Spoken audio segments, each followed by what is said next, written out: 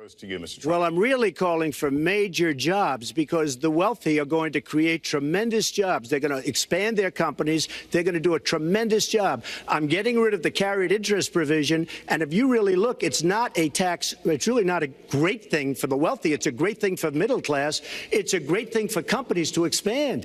And when these people are going to put billions and billions of dollars into companies, and when they're going to bring $2.5 trillion back, the taxes are so onerous and the bureaucratic red tape, so what is so bad. So what they're doing is they're leaving our country, and they're, believe it or not, leaving because taxes are too high and because some of them have lots of money outside of our country, and instead of bringing it back and putting the money to work because they can't work out a deal to, and everybody agrees it should be brought back. Instead of that, they're leaving our country to get their money. Because let me say there's nothing crazy about not letting our companies bring their money back into their country. Mr. Trump. Typical politician, all talk, no action, sounds good, doesn't work, never going to happen.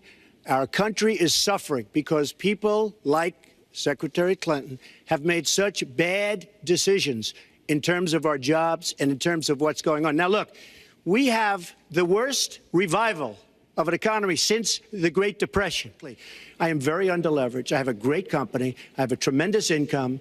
And the reason I say that is not in a braggadocious way. It's because it's about time that this country had somebody running it that has an idea about money.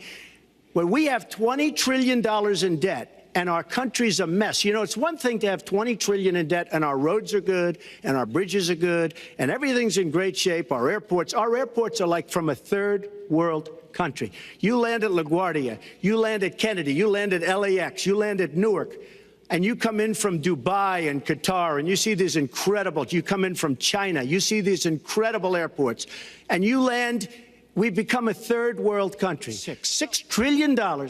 In the Middle East, we could have rebuilt our country twice. And look, it's all words. It's all sound bites. I built an unbelievable company, some of the greatest assets anywhere in the world, real estate assets anywhere in the world, beyond the United States, in Europe, lots of different places. It's an unbelievable company. But what she doesn't say is the tens of thousands of people that are unbelievably happy and that love me. I'll give you an example.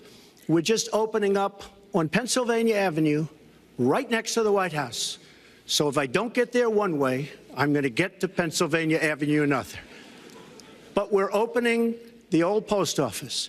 Under budget, ahead of schedule, saved tremendous money. I'm a year ahead of schedule. And that's what this country should be doing. We build roads and they cost 2 and 3 and 4 times what they're supposed to cost. We buy products for our military and they come in at costs that are so far above what they were supposed to be because we don't have people that know what they're doing. When we look at the budget is bad to a large extent because we have people that have no idea as to what to do and how to buy.